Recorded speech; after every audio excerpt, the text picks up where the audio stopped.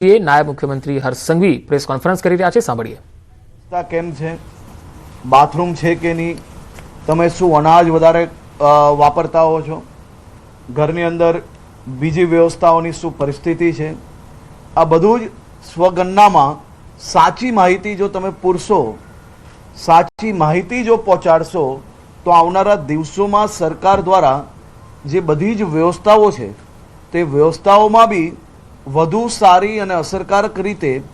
નીચે સુધી પહોંચાડવામાં વધુ સરળતા બની શકે છે। ખાસ કરીને મારી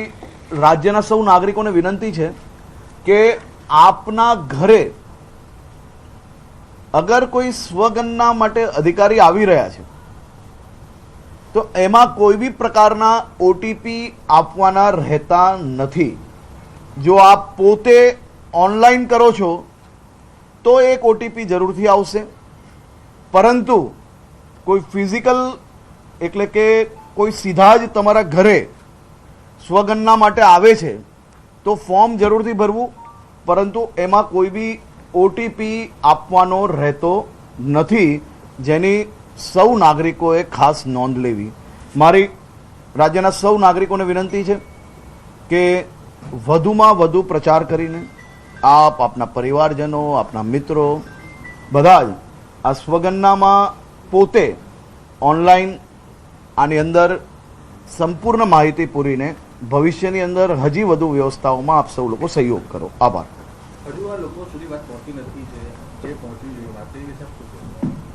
તો આ તમામ નાગરિકો સુધી પહોંચાડવા માટે જ આ પ્રકારે અલગ અલગ પ્રયાસો કરવામાં આવી રહ્યા છે અને રાજ્યના સૌ નાગરિકોએ આ વિષય જેટલા લોકોને જાણકારી જેમ જેમ મળતી જાય છે તેમ વધુમાં વધુ લોકો સુધી પહોંચાડવા માટે આપણે મદદગાર થવું જોઈએ। રાજ્ય સરકાર દ્વારા, કેન્દ્ર સરકાર દ્વારા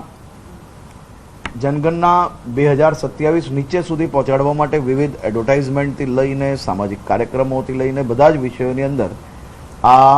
માહિતીઓ આપવામાં આવી રહી છે અને વધુ મજબૂતાઈથી આને નીચે સુધી પહોંચાડવા માટે પ્રયાસ ચાલી રહ્યો છે।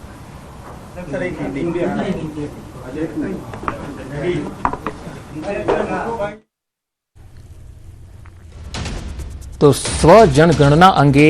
રાજ્યના નાયબ મુખ્યમંત્રી હર્ષ સંઘવીએ માહિતી આપી હતી, કારણ કે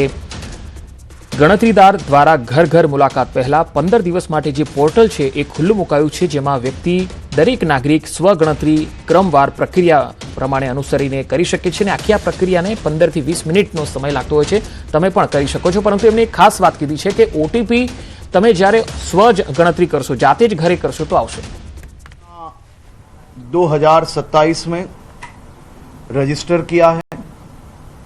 और मेरे राज्य के सभी नागरिकों से मैं निवेदन करता हूं, आप सभी भी घर में बैठ के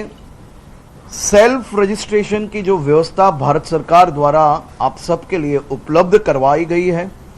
उसका पूरा लाभ लीजिए।